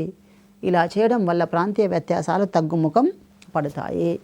ఈ ప్రాంతీయ వ్యత్యాసాలు తగ్గించడం కోసమని, రాష్ట్రాలకు ఆదాయాల పంపిణీ కోసమని ప్రారంభంలో మనకి ముఖర్జీ ఫార్ములా ఉండేది, గాడ్గిల్ ఫార్ములా ఉండేది. తర్వాత ముఖర్జీ ఫార్ములాని ఏర్పాటు చేశారు. అందుకే వాటిని గాడ్గిల్ ముఖర్జీ ఫార్ములా అని ఉంటారు. ఈ ఫార్ములాస్ ఆధారంగానే, ఈ విధానాల ఆధారంగానే కేంద్రము రాష్ట్రాల మధ్య వనరులు పంపిణీ చేయడం జరిగేది. ఈ విధంగా ప్రణాళికల్లో కూడా వివిధ పథకాలలో భాగంగా, ప్రాజెక్టులో భాగంగా కేంద్ర ప్రభుత్వం సహాయము చేస్తుంది. అయితే ప్రణాళికా సంఘం మొత్తం ఒక 100 వెనుకబడిన జిల్లాలను గుర్తించింది. మొత్తం 100 వెనుకబడిన జిల్లాలు. ఇందులో 2002-03లో 25 జిల్లాలు, 2002-03లో 25 జిల్లాలు, 2003-04లో 35 జిల్లాలు, 2004-05లో 40 జిల్లాలు, మొత్తం 25, 35, 40 జిల్లాలు. ఈ మొత్తం 100 జిల్లాలు వెనుకబడినవిగా గుర్తించి ఈ జిల్లాలకు రాష్ట్రీయ సమా వికాస్ యోజన అనే పథకంలో ఈ జిల్లాలను ఎంపిక చేసి వాటి అభివృద్ధి కోసము కేంద్ర ప్రభుత్వం ప్రయత్నము చేయడం జరిగింది. ఇది 10వ ప్రణాళిక వరకు. 11th ప్లాన్కి వెళ్తే రాష్ట్రాల వృద్ధిలో వ్యత్యాసాలు ఉన్నాయని, రాష్ట్రాల మధ్య వ్యత్యాసాలు కూడా ఉన్నాయని, ఇవి కొంతవరకు తగ్గుముఖం పడుతున్నప్పటికీ కూడా వెనుకబడిన రాష్ట్రాలలో విద్య, వైద్య, సాంకేతిక, అవస్థాపన సౌకర్యాలు కొద్దిగా మెరుగవుతున్నాయని ఈ 11వ ప్రణాళిక పేర్కొంది. అంటే మెరుగవుతుంది, కానీ ఇంకా మెరుగు కావాల్సిన అవసరం చాలా ఎక్కువగా అవసరం ఉంది. ఇలాంటి వెనుకబడిన ప్రాంతాలలో సామాజిక కానీ, ఆర్థిక కానీ, అవస్థాపన వాటి కోసం కానీ, అలాంటి అభివృద్ధి కోసమని కేంద్ర ప్రభుత్వము 29,100 కోట్ల రూపాయలతో సపరేట్గా బ్యాక్వర్డ్ రీజినల్ గ్రాంట్ ఫండ్ ఏర్పాటు చేయడం జరిగింది. దీని కింద జిల్లా స్థాయిలో అభివృద్ధి పథకాలు రూపొందించుకోవడం జరుగుతూ ఉంటుంది. ఇలా గ్రాంట్లను ఇచ్చి కూడా కేంద్ర ప్రభుత్వము రాష్ట్రాలను, జిల్లాలను అభివృద్ధి కోసం ప్రయత్నం చేస్తూ ఉన్నది. దీంతో పాటు లభించే వనరులను సంపూర్ణంగా ఉపయోగించుకొని సదుపాయాలను మరింతగా పెంచుకొని ఉత్పాదక శక్తిని పెంచడానికి ప్రయత్నం చేయాలి. అందుకనే ఈ యొక్క నిధులు ఉపయోగపడుతూ ఉన్నాయి. ఇక్కడ వెనుకబడిన ప్రాంతాల అభివృద్ధికి ఎంపిక చేసిన పథకాల్లో అభివృద్ధిని మరింతగా ప్రేరేపించడం కోసమని కేంద్ర ప్రభుత్వము అనేక పథకాలను అమలు చేస్తుంది, రుణాలను మంజూరు చేస్తుంది, గ్రాంట్లను కూడా ఇవ్వడం జరుగుతుంది. ఇందులో జిల్లా స్థాయి పథకాలను 250 జిల్లాలకు విస్తరించారు. ఒకటి, జిల్లా స్థాయి పథకాలను 250 జిల్లాలకు విస్తరించారు. 2, చాలా అత్యంత వెనుకబడిన ప్రాంతాలు బీహార్, ఒరిస్సా రాష్ట్రాలలో చాలా వెనుకబడిన జిల్లాలవి కాలాహండి, బోలానేసిక్, కోరాపూర్ ఇలాంటి జిల్లాలకు ప్రత్యేకంగా అవకాశాలను, నిధులను మంజూరు చేయడం జరుగుతుంది. మళ్ళీ ఒకసారి జిల్లా స్థాయి పథకాలను 250 జిల్లాలకు విస్తరింపజేశారు. ఒరిస్సా, బీహార్ రాష్ట్రాలలో చాలా వెనుకబడిన వీటిని కేబీకే అంటారు. కేబీకే కాలాహండి, బోలానేసిక్, కోరాపూర్ జిల్లాలకు ప్రత్యేకమైన సహాయం అందించడం జరుగుతూ ఉంటుంది. ఈ విధంగా ప్రాంతీయ అసమానతలకు సంబంధించిన అంశము ఇందాక థర్డ్ టాపిక్కి అనుసంధానంగా ఉన్న అంశాలను అన్నీ పొందుపరిచి చెప్పడం జరిగింది. ఇది వివిధ ప్రణాళికల్లో ప్రాంతీయ వ్యత్యాసాలకు ప్రభుత్వం చేపట్టిన చర్యలు ఏంటి. నెక్స్ట్, ప్రాంతీయ అసమానతల వలన ఎదురవుతున్న సమస్యలు, ఇబ్బందులు ఏమిటి అంటే ఈ టాపిక్ తీసుకున్న అంతర్యం ఏంటి అంటే, ఒక ప్రాంతము వెనుకబడి ఉండి మరొక ప్రాంతము అడ్వాన్స్డ్ కావడం వలన ఈ ప్రాంతాల మధ్య వ్యత్యాసాల వలన ఉద్యమాలు చెలరేగుతున్నాయి. ఈ వేర్పాటువాద ఉద్యమాలైనా కావచ్చును, ప్రాంతీయ తత్వం ఉద్యమాలైనా కావచ్చును. ఈ ఉద్యమాలకు ఒక ప్రధానమైన కారణం ఏమిటి అంటే ప్రాంతాల మధ్య ఉండే వ్యత్యాసాలను చెప్తూ ఉన్నారు. ఈ వ్యత్యాసాల వలన ఉద్యమాలు చెలరేగినట్లయితే ఈ ఉద్యమాల వలన దేశం యొక్క సమగ్రత కోల్పోతుంది, దెబ్బతింటుంది. రాష్ట్రాల మధ్య అనారోగ్యకరమైన పరిణామాలు సంభవిస్తూ ఉంటాయి. కొన్ని సందర్భాల్లో ఈ యొక్క వేర్పాటువాద ఉద్యమాలు, ఈ వివిధ ఉద్యమాలు హింసాత్మక వైపు మరలిపోయి ఆ రాష్ట్రాలకు చాలా ఇబ్బంది కలిగించే అంశాలు కూడా ఏర్పడవచ్చును.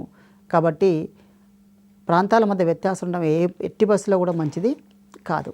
కాబట్టి ఈ ఉద్యమాలను జరగకుండా ఉండాలి అంటే, ఏర్పడకుండా ఉండాలి అంటే అన్ని ప్రాంతాలు సమాన అభివృద్ధికి ప్రయత్నం చేయడం జరగాలి. ఈ విధంగా మరొక అంశము, వెనుకబడిన ప్రాంతాలు స్వయం ప్రతిపత్తి కోసం పోరాటం చేస్తున్నాయి, రాజకీయ సంక్షోభాన్ని క్రియేట్ చేస్తున్నాయి. ఇలాంటివి తగ్గాలి అంటే ప్రాంతాల మధ్య సమ అభివృద్ధి సాధించబడుతూ ఉండాలి. కాబట్టి ప్రభుత్వాలు వెనుకబడిన ప్రాంతాలపైన ఎక్కువ ఫోకస్ చేసినట్లయితే అన్ని ప్రాంతాలు సమానంగా అభివృద్ధి చోటు చేసుకొని ఎలాంటి అవిచ్ఛిన్నకరమైన సంఘటన జరగకుండా కాపాడడానికి అవకాశం ఉంటుంది. ఈ స్వయం ప్రతిపత్తితో పాటుగా విస్తీర్ణంలో పెద్దగా ఉన్న రాష్ట్రాలు, జనాభా ఎక్కువగా ఉన్న రాష్ట్రాలు ఎక్కువగా కేంద్రం నుంచి వచ్చే పన్నుల వాటాను, కేంద్రం నుంచి వచ్చే వాటాలను ఎక్కువగా ఎక్స్పెక్ట్ చేయడం జరుగుతుంది. కాబట్టి ఇలాంటివి తొలగించాలి, నిర్మూలించాలి అంటే ప్రాంతీయ వ్యత్యాసాలను తగ్గించి ప్రాంతీయ సమానత్వాన్ని సాధించబడాలి. మళ్ళీ ఒకసారి, ప్రాంతీయ వ్యత్యాసాల వల్ల ఏర్పడే సమస్యలు వేర్పాటువాదము, ప్రాంతీయతత్వము, స్వయం ప్రతిపత్తిని కోరుకోవడము, రాజకీయ సంక్షోభాలు ఏర్పడము, కేంద్రం నుంచి వస్తున్న వాటాలను ఎక్కువగా కోరుకోవడము, ఇలాంటివి సంభవిస్తూ ఉంటుంది. అనేక డిమాండ్లు చేస్తున్నారు. కారణం ఏంటంటే వెనుకబడిన ప్రాంతాలు అని. ఇలాంటి కారణంగానే మనకు స్పెషల్ కేటగిరీ స్టేటస్ ఉద్భవించింది. ప్రత్యేక హోదా అంటే వెనుకబడిన ప్రాంతాన్ని, ఆ రాష్ట్రాన్ని అభివృద్ధి ప్రేరేపించడం కోసమని నిధులు ఎక్కువగా కోరుతూ ఉన్నారు. ఒకసారి నిధుల గురించి మనం డిస్కస్ చేస్తున్నట్లయితే, నిధుల గురించి కేంద్రం నుంచి రాష్ట్రానికి వస్తున్న నిధులు చాలా ఎక్కువగా ఉన్నవి. పన్నుల నిధులు ఉన్నాయి, పన్నేతర నిధులు ఉన్నాయి, ప్రణాళికా నిధులు, ఆర్థిక సంఘం నుంచి వచ్చే నిధులు ఉంటున్నాయి. ఇక్కడ ఆర్థిక సంఘం నుంచి వస్తున్న నిధుల్లో ప్రజెంటు 14వ ఆర్థిక సంఘం ప్రకారము రాష్ట్రాలకు వచ్చే వాటా 42% వాటా లభిస్తూ ఉంటుంది. ఇక్కడ మనము కేంద్రం నుంచి వచ్చే నిధులను ఒకసారి అధ్యయనం చేసినట్లయితే వెనుకబడిన రాష్ట్రాల వాటాలు ఎలాగుంటున్నాయంటే 6th, 7th, 8th, 9th, 10th ప్రణాళికలు చూసినట్లయితే వెనుకబడిన రాష్ట్రాలకు లభించే వాటా శాతము 6th ప్లాన్లో 46% ఇవ్వడం జరిగింది, 46%. 7th ప్లాన్లో 42% ఇవ్వడం జరిగింది. 8th ప్లాన్లో 37% ఇవ్వడం జరిగింది.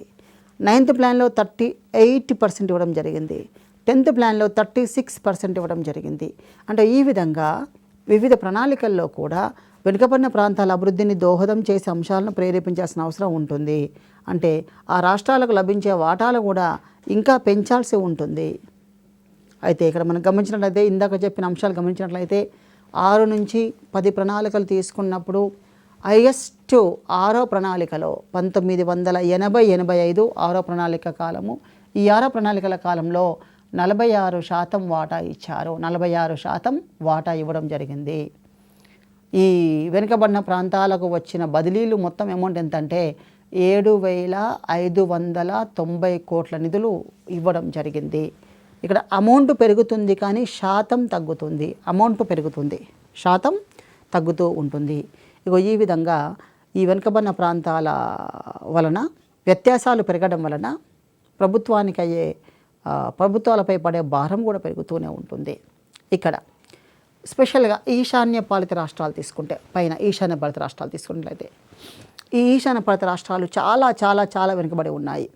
అందులో ఎగ్జాంపుల్ చెప్పుకోవచ్చు మనం, సిక్కిం కానీ, మేఘాలయ, మిజోరాం, మణిపూర్, నాగాల్యాండ్, త్రిపుర, ఇలాంటివన్నీ కూడా చాలా చాలా వెనుకబడిన రాష్ట్రాలు ఉన్నాయి. ఈ వెనుకబడిన రాష్ట్రాలకు 1973 నుంచి ప్రత్యేక ప్రణాళికలు రూపొందిస్తున్నారు. 1973 నుంచి ప్రత్యేక ప్రణాళికలు రూపొందిస్తూ ఉన్నారు వెనుకబడిన రాష్ట్రాల కోసమని. ఇందులో ఈ వెనుకబడిన రాష్ట్రాలకు అనేక లోటు ఉంటుంది, ఆర్థిక పరంగా లోటు ఉంటుంది. ఆ లోటును పూరించి అవస్థాపన అభివృద్ధి కోసమని 1973 నుంచి 2006-7 సంవత్సరం మధ్య కాలంలో, అంటే 1973 నుంచి 2007 మధ్య కాలంలో 7,182 కోట్లు ఖర్చు చేయడం జరిగింది. ఈ విధంగా వెనుకబడిన ప్రాంతాలపైన ఫోకస్ అవసరమవుతుంది, ఎక్కువగా ఫోకస్ అవసరమవుతుంది. ఇందులో వారికి ఎక్కువ అవసరమైన నిధులు ఏంటి అంటే రవాణా, సమాచారము, ఆ రంగాల అభివృద్ధి కోసము, శక్తి వనరులు, శక్తి ఇంధనము, విద్యుత్తు, గ్యాస్ కావలసిన వాటి కోసమని ఎక్కువగా ఖర్చు పెట్టాల్సిన అవసరం ఏర్పడుతుంది. మొత్తం మీద వెనుకబడిన రాష్ట్రాలలో సుమారుగా 83% వరకు అతి కీలకమైన రవాణా సమాచారము, శక్తి వనరుల కోసమని ఖర్చు చేస్తున్నారు. 83% వరకు. ఇందులో హయ్యెస్ట్ రవాణా సమాచారం వరకు సుమారుగా 47%, శక్తి ఇంధనము, గ్యాస్ వాటి కోసము 36%, ఇవి రెండు కలిసి సుమారుగా 83% వరకు రీచ్ కావడం జరుగుతూ ఉంటుంది. వీటితో పాటుగా మరి ఇంకా వెనుకబడిన రంగాలు ఉంటాయి. వ్యవసాయ రంగం కానీ, పారిశ్రామిక రంగం కానీ, మానవ అభివృద్ధి కులమానాలు కానీ, ఈ అన్నింటిపైన విద్య, వైద్య, ఆరోగ్యం పైన కానీ ఇలాంటి వాటిపైన చేసే కేటాయింపులు జస్ట్ 17% ఉంటుంది. జస్ట్ 17%. అంటే అభివృద్ధికి ఏ రకమైన అంశాలు దోహదమవుతున్నాయో మనకు అర్థమవుతూ ఉంటుంది. ఇంకా ఈ శక్తి వనరులతో పాటుగా అతి కీలకమైన బొగ్గు నిల్వలు రోజు రోజుకి తగ్గుతుండటంతో నీటి వనరుల లభ్యత కూడా ఈ మధ్య కాలంలో కొద్దిగా ఇబ్బంది అవుతుంది. ఇలాంటి వాటి వలన ఈ ఎలక్ట్రిసిటీ లాంటి ఉత్పత్తులు పెంచాలనుకున్నప్పుడు వీటి యొక్క వినియోగం చాలా ఎక్కువ అవసరం అవుతుంది. మరి భవిష్యత్తును దృష్టిలో పెట్టుకొని అభివృద్ధిని వేగవంతం చేయాలనుకుంటున్నప్పుడు డెఫినెట్గా వనరులను వినియోగించుకోవాల్సిన అవసరం ఉంటుంది. కానీ వాటిని అధికంగా వినియోగించుకొని నష్టానికి లోను కాకుండా జాగ్రత్త పడాల్సిన అవసరం కూడా ఉంటుంది. ఈ విధమైన అంశాలు మనకు కనిపిస్తూ ఉన్నాయి. ఆ తర్వాత ఈ యొక్క ప్రాంతీయ వ్యత్యాసాలకు సంబంధించిన కేంద్రము నిధులు పంపిణీకి సంబంధించి రఘురాం రాజన్ కమిటీ ఏర్పాటు చేశారు. ఈ రఘురాం రాజన్ కమిటీ సిఫారసులు ఎలా ఉన్నాయి? గతంలో ఎలా ఉండేదంటే స్పెషల్ కేటగిరీ స్టేటస్ కావాలి వెనుకబడిన ప్రాంతాలకు. ఈ స్పెషల్ కేటగిరీ స్టేటస్ను కల్పించడం వల్ల ఆ ప్రాంతాలకు అనేక ప్రయోజనాలు కలుగుతూ ఉంటాయి. ప్రస్తుతం మన దేశంలో 11 రాష్ట్రాలకు స్పెషల్ కేటగిరీ స్టేటస్ ఉంది. అయితే ఈ స్పెషల్ కేటగిరీ స్టేటస్ కంటే మంచి మెథడ్ను రఘురాం రాజన్ రికమెండ్ చేయడం జరిగింది. రఘురాం రాజన్ గారు రికమెండ్ చేసిన అంశం ఏంటి అంటే మల్టీ డైమెన్షనల్ ఇండెక్స్ అంటాడు, బహుముఖ గుణాంకం అంటాడు. దీనికి ఆధారం ఏంటి, కులమానాలు ఏంటి, దీని విధంగా ఇచ్చిన రేటింగ్ ఏంటి అనే అంశాలను కూడా మనకు పొందుపరచడం జరిగింది. ఇక్కడ వెనుకబాటుతనం ఆధారం చేసుకొని మల్టీ డైమెన్షనల్ ఇండెక్స్ను రూపొందించడం జరిగింది. దీని ప్రకారంగా రాష్ట్రాలు మొత్తము 3 గ్రూపులుగా చెప్పడం జరిగింది. ఒకటి అత్యంత వెనుకబడిన రాష్ట్రాలు, లీస్ట్ డెవలప్మెంట్ స్టేట్స్ అంటారు, వీటి సంఖ్య 10 అన్నాడు. అభివృద్ధిలో వెనుకబడిన రాష్ట్రాలు అన్నారు, లెస్ డెవలప్మెంట్ స్టేట్స్ అన్నారు, వీటి సంఖ్య 11. ప్రగతి పథంలో ఉన్న రాష్ట్రాలు అన్నారు, రిలేటివ్లీ డెవలప్డ్ స్టేట్స్ అన్నారు, వీటి యొక్క సంఖ్య 7. మొత్తం 10 వెనుకబడినవి, 11 అభివృద్ధిలో వెనుకబడ్డవి, 7 ప్రగతి పథంలో ఉన్నవి. మొత్తం 28 రాష్ట్రాలకు సంబంధించిన సమాచారాన్ని పొందుపరచడం జరిగింది. ఈ వర్గీకరణ చేసినప్పుడు అత్యంత వెనుకబడిన రాష్ట్రాలు, లీస్ట్ డెవలప్డ్ రాష్ట్రాలు వచ్చేసరికి ఇందులో ఫస్ట్ ర్యాంకును పొందిన రాష్ట్రము ఒడిస్సా, సెకండ్ బీహార్, 3 మధ్యప్రదేశ్, 4 ఛత్తీస్గఢ్, 5 జార్ఖండ్, 6 అరుణాచల్ ప్రదేశ్, 7 అస్సాం, 8 మేఘాలయ, 9 ఉత్తరప్రదేశ్, 10 రాజస్థాన్. ఈ రాష్ట్రాలు చాలా వెనుకబడినవని మీనింగ్. ఇవి వెనుకబాటుతనంలో ముందున్న రాష్ట్రాలు అంటున్నారు. వెనుకబాటుతనంలో ముందున్న రాష్ట్రాలు.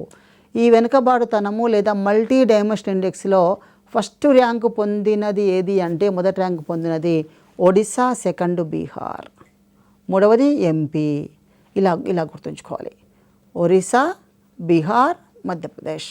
ఇవి మల్టీ డైమెన్షనల్ ఇండెక్స్ ఆధారంగా చెప్తున్నాము, వెనుకబడితనం ఆధారంగా చెప్తున్నాము. మొత్తం 10 రాష్ట్రాలు. 10వది రాజస్థాన్. ఆ తర్వాత అభివృద్ధిలో వెనుకబడిన రాష్ట్రాలు అన్నారు, లెస్ డెవలప్మెంట్ స్టేట్స్ అన్నారు. ఇవి 11 ఉంటాయి. ఇందులో 11 నుంచి స్టార్ట్ అవుతుంది, 11వ ర్యాంక్ నుంచి స్టార్ట్ అవుతుంది. 11వ ర్యాంక్ వచ్చి మణిపూర్, 12 పశ్చిమ బెంగాల్, 13 నాగాలాండ్, 14 ఉమ్మడి ఆంధ్రప్రదేశ్. ఇంత గద్దంలో ఉన్న ఉమ్మడి Andhra Pradesh. This one is very very important, మన రాష్ట్రం కాబట్టి. ఉమ్మడి Andhra Pradesh rank 14th rank. 15th Jammu and Kashmir, 16th Mizoram, 17th Gujarat, 18th Tripura, 19th Karnataka, 20 Sikkim, 21st Himachal Pradesh. ఈ విధంగా మొదటి 10, సెకండ్ 10. ఈ 11 కంటే కొద్దిగా బెటర్. మిగతా 7 రాష్ట్రాలన్నీ కూడా ప్రగతి పథంలో ఉన్న రాష్ట్రాలు అన్నారు. అంటే ది బెస్ట్ డెవలప్డ్గా గుర్తించాలి. ఇందులో రిలేటివ్లీ డెవలప్మెంట్ అంటారు. ఇందులో 22వ రాష్ట్రం వస్తుంది హర్యానా, 23, ఉత్తరాఖండ్ 24, మహారాష్ట్ర 25, పంజాబ్ 26, తమిళనాడు 27, కేరళ 28, గోవా. ఇగో ఈ విధంగా అన్ని రాష్ట్రాలున్నవి. ఇక్కడ వెనుకబాటుతనం సూచి ఆధారంగా మొట్టమొదటి ర్యాంకు పొందిన రాష్ట్రం ఏదంటే ఒరిస్సా అని చెప్పాలి. సెకండ్ బీహార్. చివరి ర్యాంకు పొందిన రాష్ట్రము 28వ ర్యాంకు పొందిన రాష్ట్రం ఏది అంటే గోవా, 27 కేరళ, 26 తమిళనాడు. ఇగో ఈ విధంగా వెనుకబాటుతనం సూచి ఆధారంగా నిర్మించడం జరిగినది. దీనికి వెనుకబాటుతనం సూచీని రేటింగ్ స్కేల్ పైన రేటింగ్ కూడా ఇస్తారు. దీనిలో గోవా యొక్క రేటింగ్ ఎలా ఉంటుందంటే 0.045 ఉంటుంది. ఇండెక్స్ విలువ 0.045 ఉంటుంది. కేరళకి 0.095 ఉంటుంది. 0.095 ఇది వెనుకబడిన తనం యొక్క సూచీ విలువ.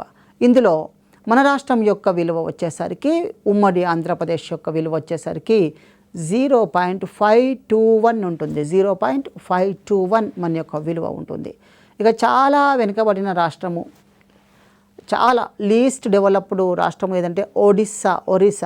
దీని యొక్క వాల్యూ 0.798 ఉంటుంది. 0.798.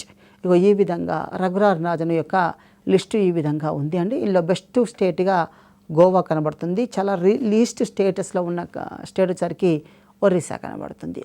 ఇగో ఈ విధంగా రాజన్ కమిటీ సూచించడం జరిగింది అండి. ఆ తర్వాత ఇక్కడ ఈ వెనుకబాటుతనం ఆధారంగా రాష్ట్రాల మధ్య నిధుల కేటాయింపు జరగాలని చెప్పడం జరుగుతూ ఉంటుంది. ఇలా జరిగినట్లయితే అన్ని ప్రాంతాలు సమ అభివృద్ధి జరిగే అవకాశం చాలా ఎక్కువగా ఉంటుంది. ఇగో ఈ విధంగా అంశాలను పొందుపరచడం జరిగింది. ఇలా అధ్యయనం చేస్తున్నప్పుడు పట్టణ గ్రామీణ ప్రాంతాల మధ్య వ్యత్యాసాలు ఉన్నాయా లేవా, పట్టణ గ్రామీణ ప్రాంతాల మధ్య వ్యత్యాసాలు ఉన్నాయా లేవా అంటే ఎక్కడ చూసినా వ్యత్యాసం కనబడుతుంది. ఆ వ్యత్యాసం ఏంటి అంటే ఒక చోట అభివృద్ధి దోహదమవుతుంది, మరొక చోట అభివృద్ధి తగ్గిపోతూ ఉంటుంది. అదే వ్యత్యాసం. ఇప్పుడు మనం గ్రామీణ ప్రాంతము, పట్టణ ప్రాంతం తీసుకుంటే పట్టణ ప్రాంతాలలో అభివృద్ధి వేగవంతమవుతుంది, గ్రామీణ ప్రాంతంలో అభివృద్ధి వేగవంతం కావడము లేదు. ఇక్కడ కారణం ఏంటి అంటే పట్టణ ప్రాంతాలలో ప్రజల ఆలోచన సరళి, అవగాహన, ఐడియాలజీ, యాటిట్యూడ్, జీవన సరళి విధానము వేరుగా ఉంటుంది. గ్రామీణ ప్రాంతాల్లో భిన్నంగా ఉంటుంది. దీని కారణంగా గ్రామీణ పట్టణ ప్రాంతాలలో వ్యత్యాసాలు కనబడుతూ ఉన్నాయి. ఇక్కడ పట్టణ ప్రాంతాలలో లిటరసీ రేట్ ఎక్కువగా ఉండడం వల్ల అభివృద్ధి ఎక్కువగా జరుగుతుంది. గ్రామీణ ప్రాంతాల్లో అక్షరాస్యత రేటు చాలా తక్కువగా ఉండడం వల్ల అభివృద్ధి కుంటుపడుతుంది. ఇక్కడ పట్టణ ప్రాంతాల్లో అయితే వ్యవసాయేతర రంగాలు అంటే పారిశ్రామిక సేవా రంగాల యొక్క పాత్ర ఎక్కువ ఉంటుంది. అదే గ్రామీణ ప్రాంతంలో మ్యాక్సిమం వ్యవసాయ రంగమే ఉంటుంది. కాబట్టి ఈ రెండు ప్రాంతాలను అధ్యయనం చేసినప్పుడు గ్రామాలు వేరుగా ఉంటున్నాయి, పట్టణాలు వేరుగా ఉంటున్నాయి, జీవన సరళి విధానము శైలి కూడా వేరుగా ఉంటుంది. ఇది వ్యత్యాసాలుగా పరిగణిస్తూ ఉన్నారు. ఇక్కడ డెఫినేషన్ ఉంటుంది. బేసిక్గా పట్టణం అంటే ఏంటి డెఫినేషన్ ఉంటుంది, గ్రామం అంటే ఏంటి డెఫినేషన్ ఉంటుంది. పట్టణాలు కానివే గ్రామాలుగా చెప్పడం జరుగుతూ ఉంటుంది. ఇక ఈ విధంగా వ్యత్యాసాలు సాధారణంగా కనబడుతూనే ఉన్నాయి. ఇక్కడ జనాభా పరంగా చూస్తూ ఉన్నట్లయితే జనాభా పరంగా కూడా గ్రామీణ జనాభా చాలా ఎక్కువగా ఉంది, పట్టణ జనాభా చాలా తక్కువగా ఉంది. మొత్తం జనాభాలో చూస్తుంటే 2011 రిపోర్ట్స్ ప్రకారంగా గ్రామీణ జనాభా శాతము 68.8% ఉంది. అదే పట్టణ జనాభా చూసుకున్నట్లయితే రిమైనింగ్ 31.2% నమోదవుతుంది. అంటే ఇక్కడ గ్రామీణ జనాభా ఎక్కువ, పట్టణ జనాభా తక్కువగా ఉంటుంది. అయితే ఈ మధ్యకాలంలో గ్రామీణ జనాభా కంటే పట్టణ జనాభా విపరీతంగా పెరిగిపోతుంది. ఒకటి ఏంటి అంటే పట్టణ జనాభా న్యాచురల్గా పెరగడము, రెండవది చాలా కీలకమైనది వలసలు పెరగడము. ఇలా వలసలు పెరగడం వల్ల పట్టణాల్లో జనాభా విపరీతంగా పెరిగిపోతుంది. ఇక్కడ పట్టణ ప్రాంతాలకు ప్రజలు ఎక్కువగా ఆకర్షితులవుతున్నారు అంటున్నారు. ఎందుకు ఆకర్షణ అవుతున్నారు? కారణం ఏంటి అంటే పట్టణ ప్రాంతంలో ఉండే life style, employment source, income source ఇలాంటి వాటికి ప్రజలు ఆకర్షితులై గ్రామాల నుంచి పట్టణాలకు కన్వర్ట్ అవుతున్నారు, డైవర్ట్ అవుతూ ఉన్నారు. ఇలా మైగ్రేట్ అవ్వడం వలన పట్టణ ప్రాంతంలో జనాభా విపరీతంగా పెరిగిపోతూ ఉంది. కొద్ది రోజులకి పట్టణ జనాభా గ్రామ జనాభాను మించిపోని ఆశ్చర్యపోవాల్సిన అవసరం లేదు. అభివృద్ధి ఆ విధంగా జరుగుతూ ఉంటే పట్టణాలు ఆ విధంగా జనాభాను కలిగి ఉండడం కూడా సర్వసాధారణంగా వచ్చే అంశంగానే తీసుకోవాల్సిన అవసరం ఉంటుంది. ఇక్కడ స్పెషల్గా పట్టణ జనాభా పెరగల కారణాలు తీసుకుంటే ఇందాక చెప్పిన అంశాలే ప్రభావితం చేస్తూ ఉంటున్నాయి. అండ్ వీటితో పాటుగా పట్టణ జనాభా, గ్రామీణ జనాభా వాటి మధ్య గల కారణాలు అధ్యయనం చేసుకుంటూ పోయినా కూడా మనకు గతంలో అంశాల్లాగానే కనబడతాయి. ఇక్కడ బేసికల్గా ఏంటి అంటే ప్రజల జీవన శైలి కావచ్చు, విధానం కావచ్చును, ప్రజల యొక్క యాటిట్యూడ్ కావచ్చును, ఇవన్నీ కూడా ప్రభావితం చేస్తూ ఉంటున్నాయి. ఈ ప్రాంతీయ వ్యత్యాసాలలో వీటిని లెక్కించేందుకు సూచికలను తీసుకుంటారు. ఈ సూచికలు ఎలా ఉంటాయంటే ఒకటి ఆర్థికపరమైన సూచికలు, రెండు సామాజికపరమైన సూచికలు ఉంటాయి. ఇక్కడ ఆర్థిక సూచీలు అంటే డబ్బుతో ముడిపడి ఉండి దాని ఆధారంగా వర్ణించే సూచికలను ఆర్థిక సూచీలు అంటారు. ఇక ఇతర సూచీలు అంటే అన్నీ దానిలో కలిసిపోతాయి. ఇక్కడ ప్రధానంగా ఆర్థిక సూచీలలో అతి ప్రధానమైన అంశం ఏంటి అంటే రాష్ట్రం యొక్క సగటు తలసరి ఆదాయము.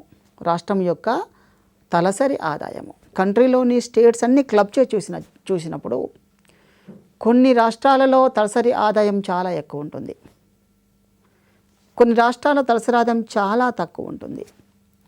ఇలా తలసరి ఆదాయం తక్కువగా ఉన్న రాష్ట్రాలన్నీ కూడా ఆర్థికంగా వెనుకబడిన రాష్ట్రాలుగా పరిగణించవచ్చును. ఇక్కడ ఏంటి అంటే ఎక్కువ తలసరి ఆదాయం వస్తున్న రాష్ట్రాలు అభివృద్ధిలో ముందంజలో ఉన్నట్టు, లేని రాష్ట్రాలు వెనుకబడినట్లుగా పరిగణిస్తూ ఉంటారు. ఇంకొక అంశం ఏంటి అంటే ఈ రాష్ట్ర తలసరి ఆదాయంతో పాటుగా రాష్ట్రంలో ఉండే పేదరిక స్థాయిని కూడా ఆధారంగా తీసుకుంటారు. రాష్ట్రం యొక్క పేదరిక స్థాయి చాలా ఎక్కువ ఉన్న రాష్ట్రాలన్నీ కూడా వెనుకబాటుతనానికి సూచిక. సింపుల్ ఎగ్జాంపుల్స్ ఒరిస్సా, బీహార్, ఛత్తీస్గఢ్, మధ్యప్రదేశ్ ఇలాంటి రాష్ట్రాలన్నీ కూడా వెనుకబడినట్టుగా సూచిస్తూ ఉంటారు. కారణం ఏంటి అంటే అక్కడ పేదరిక స్థాయి ఎక్కువగా ఉందంటే అభివృద్ధి మందకొడిగా ఉన్నట్లుగా మీనింగ్ ఇస్తుంది. దానికి తోడుగా ఒకటి రాష్ట్ర తలసరి ఆదాయాలు, రెండవది పేదరిక స్థాయి, మూడవది అతి ప్రధానమైనది మానవ అభివృద్ధి సూచిక. ఈ మూడు అంశాలను పరిగణలోకి తీసుకొని మూడు సూచీల ఆధారంగా ప్రాంతాల మధ్య ఉండే వ్యత్యాసాలను పొందుపరచడం జరుగుతుంది. అంటే ఎక్కువగా తలసరి ఆదాయం ఉన్న రాష్ట్రము అభివృద్ధి, తక్కువగా తలసరి ఆదాయం ఉన్న రాష్ట్రాలు వెనుకబాటుతనము, ఎక్కువగా పేదరికం ఉన్న రాష్ట్రాలు వెనుకబాటుతనం, తక్కువ పేదరిక శాతం ఉన్నవి అభివృద్ధిలో ముందంజ రాష్ట్రాలు. మానవ అభివృద్ధిలో మంచి best rank, first, second, third, fourth ఇలాంటి ర్యాంక్ పొందినవన్నీ కూడా అభివృద్ధి చెందిన రాష్ట్రాలు. అదే మానవ అభివృద్ధి సూచికలో తక్కువ ర్యాంకును పొందిన రాష్ట్రాలన్నీ కూడా వెనుకబడిన రాష్ట్రాలుగా పేర్కొంటూ ఉంటున్నారు. ఈ విధంగా ప్రాంతీయ వ్యత్యాసాలను అసమానతకోవడానికి ఉపయోగించే సూచికలు ఆర్థిక సూచికలు. రెండవది ఇతర సూచికలు తీసుకుంటే ఈ ఇతర సూచికలు ఎలా ఉంటుంది అంటే ఇతర సూచికలు వచ్చే అంశాలు పారిశ్రామికపరమైన అంశాలు, పారిశ్రామిక వెనుకబాటుతనము. వ్యవసాయపరమైన వెనుకబాటుతనము, పారిశ్రామిక వెనుకబాటుతనము, వ్యవసాయ వెనుకబాటుతనము. అదేవిధంగా ప్రజలు బ్యాంకులలో దాచుకునే డిపాజిట్ల శాతం కూడా పరిగణిస్తుంది. అదేవిధంగా తలసరి విద్యుత్ వినియోగం యొక్క అంశాలు కూడా ప్రభావితం చేస్తూ ఉన్నాయి. అంటే ఇక్కడేమీ లేదు. వ్యవసాయ ఉత్పత్తి ఉత్పాదకతను పెంచడానికి అవకాశం ఎక్కువగా ఉండి ఎక్కువగా పెంచే రాష్ట్రాలన్నీ కూడా అభివృద్ధిలో ముందంజ ఉన్న రాష్ట్రాలుగా పరిగణిస్తున్నారు. పారిశ్రామిక రంగంలో కూడా వేగవంతంగా అభివృద్ధి సాధించి ఉత్పత్తులు సాధిస్తున్న రాష్ట్రాలన్నీ కూడా అభివృద్ధి ప్రేరేపితమవుతున్నాయి. అలా కాని రాష్ట్రాలు వెనుకబాటుతనంలో ఉంటున్నాయని చెప్పడం జరుగుతుంది. అంటే సూచికలు ఇవన్నీ కూడా అంటే అభివృద్ధిలో ముందంజకు తీసుకెళ్లే అంశాలు, అభివృద్ధిని అలాగే ఉంచే అంశాలుగా పరిగణించవచ్చును. ఇందులో వ్యవసాయ సూచికలు అండ్ పారిశ్రామిక రంగ ఉత్పత్తి సంబంధ సూచికలు అండ్ వాణిజ్య బ్యాంకులలో ప్రజలు దాచుకునే డిపాజిట్లు కూడా చాలా కీలకమైనవి. ప్రజలు ఎక్కువగా పొదుపు చేస్తున్నారు, పొదుపు చేసే శక్తి ఎక్కువగా ఉంది, పొదుపు చేసే సామర్థ్యం ఎక్కువ ఉంది, పొదుపు చేసే అలవాటు ఉన్నది అంటే ఆ రాష్ట్రము అడ్వాన్స్డ్ రాష్ట్రంగా పరిగణిస్తూ ఉంటారు. వెనుకబడిన ప్రాంతాల్లో ప్రజలు పెద్దగా పొదుపు పైన ఆసక్తి చూపించరు. బ్యాంకింగ్ అలవాట్లు చాలా తక్కువగా ఉంటాయి. అయితే అలాంటివన్నీ కూడా వెనుకబడిన ప్రాంతాలుగా గుర్తిస్తారు. అదే బ్యాంకింగ్ అలవాట్లు ఎక్కువగా ఉండి డిపాజిట్లు చేసుకుంటూ రుణాలు అడ్వాన్సులు పొందుతూ ఉత్పత్తి ప్రక్రియలో వారంతట వారుగా పార్టిసిపేట్ చేసే విధానం ఉన్నప్పుడు అభివృద్ధి ఎక్కువగా కొనసాగుతూ ఉంటుంది. అంటే ఈవెన్ ప్రజల యొక్క బ్యాంకింగ్ అలవాట్లు కూడా ప్రభావితం చేస్తాయి. దానితో పాటుగా పట్టణీకరణ అన్నాము. పట్టణీకరణ కూడా ప్రభావితం చేస్తుంది. పట్టణ జనాభాలో ఉండే ఐడియాస్, యాటిట్యూడ్స్, వారి యొక్క ఫ్యాషన్ డిఫరెంట్గా ఉంటుంది. ఎప్పుడు పట్టణ ప్రాంతంలో ఉండే జనాభా అడ్వాన్స్గా థింక్ చేస్తారు, ఒకరితో ఒకరు పోటీ పడి ఉద్యోగాలు చేస్తూ ఉంటారు. దీని కారణంగా పట్టణ ప్రాంతంలో ఇన్కమ్ సోర్స్ ఎక్కువగా ఉంటుంది. గ్రామీణ ప్రాంతంలో ఇన్కమ్ సోర్స్ చాలా తక్కువ. గ్రామీణ ప్రాంత ప్రజలు ప్యూర్లీగా డిపెండింగ్ ఆన్ అగ్రికల్చర్. పట్టణ ప్రాంతంలో వారు నాన్ అగ్రికల్చర్ పైన ఆధారపడి ఉంటారు.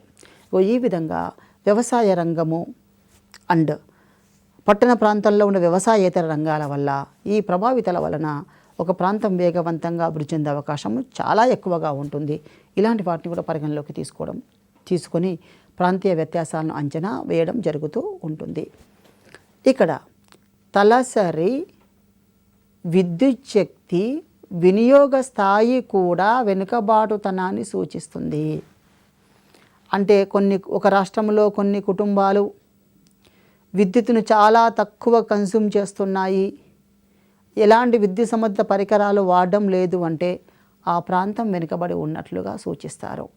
అది అడ్వాన్స్డ్ స్టేట్స్లో ఎలా ఉంటుంది అంటే అన్ని రకాల ఎలక్ట్రానిక్ యంత్రాలు వాడతారు, ఎలక్ట్రిసిటీ కన్జంప్షన్ ఎక్కువగా ఉంటుంది, లగ్జరీ లైఫ్ను అనుభవిస్తూ ఉంటారు. లగ్జరీ లైఫ్ను అనుభవిస్తున్నారు అంటే అభివృద్ధిలో ముందంజలో వెళ్తున్నట్టుగా సూచికగా భావిస్తూ ఉంటారు. ఈ విధంగా ఇప్పుడు చెప్పిన అన్ని అంశాలు ఇతర అంశాలుగా పరిగణించవచ్చును. 2 అంశాలు ఆర్థిక సూచీలు, ఆర్థికేతర సూచీలు. ఆర్థిక సూచీలలో 1 పేదరికము, 2 రాష్ట్ర తలసరి ఆదాయము, 3 మానవ అభివృద్ధి సూచిక. ఆర్థికేతర అంశాలు వ్యవసాయ రంగ ఉత్పత్తులు ప్రధాన సూచికలు, పారిశ్రామిక రంగ ఉత్పత్తులు ప్రధాన సూచికలు, పట్టణీకరణ, ప్రజల బ్యాంకింగ్ అలవాట్లు, తలసరి విద్యుత్ శక్తి వినియోగము. ఇక్కడ పట్టణం చాలా కీలకమైనది. ఇక్కడ పట్టణీకరణ పట్టణం అంటే ఏంటి అంటే పట్టణానికి ఒక డిఫరెంట్ డెఫినేషన్ ఉంటుంది. నిర్వచనం ఉంటుంది.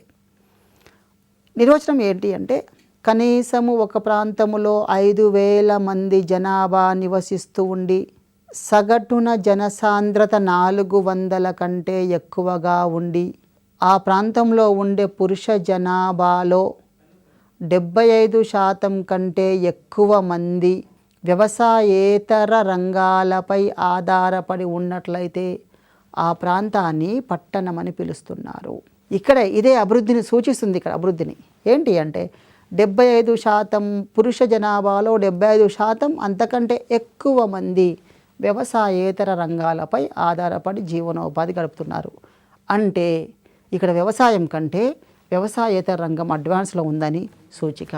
ఇగో ఈ విధంగా ఒక ప్రాంతము పట్టణీకరణ సాధిస్తే అది అభివృద్ధికి సూచిక అంటారు. అందుకే అభివృద్ధికి సూచిక అనగానే పట్టణీకరణ లేదా నగరీకరణ అంటారు. అర్బనైజేషన్ ఎంత వేగవంతంగా జరుగుతుందో అంత అభివృద్ధి సాధ్యమవుతుంది. కానీ ఇక్కడ చిన్న ప్రాబ్లం ఏంటి అంటే పట్టణీకరణ ఎంత వేగంగా జరుగుతుంటుందో అంత ఎక్కువగా కాలుష్యం పెరుగుతుంది, పర్యావరణము పాడైపోతుంది. రెండు అభివృద్ధితో పర్యావరణానికి లింక్ ఉంటుంది. అభివృద్ధి పెరుగుతుంటే పర్యావరణ కాలుష్యం కూడా పెరుగుతుంది. ఇలా అభివృద్ధి పెంచాలి కానీ పర్యావరణ కాలుష్యాన్ని తగ్గించాలి. ఇలా తగ్గించుకుంటూ వెళ్ళే విధానాన్నే కొనసాగించగలిగే అభివృద్ధి అంటారు, సస్టైనబుల్ డెవలప్మెంట్ అంటారు. ఈ సస్టైనబుల్ డెవలప్మెంట్ సాధించాలంటే వనరులను అభిలషణీయ స్థాయిలో వినియోగించుకుంటూ, ఉత్పత్తిని ప్రేరేపించుకుంటూ, భవిష్యత్ తరాలకు కూడా అన్ని వనరులను అందించడానికి ప్రయత్నం చేయాలి. అదే సస్టైనబుల్ డెవలప్మెంట్. ఈ విధంగా పట్టణీకరణ వల్ల లాభాలున్నాయి, నష్టాలున్నాయి. ఉపాధి అవకాశాలు పెరుగుతాయి, అభివృద్ధికి దోహదకాలు పెరుగుతూ ఉంటాయి. కానీ పర్యావరణ కాలుష్యం కూడా పెరుగుతుంది. ఇలాంటి అంశాలను పొందుపరచడం జరిగింది. ఈ టాపిక్ ప్రాంతీయ వ్యత్యాసాలను కొలవడానికి గల సూచికలుగా భావిస్తూ ఉన్నారు.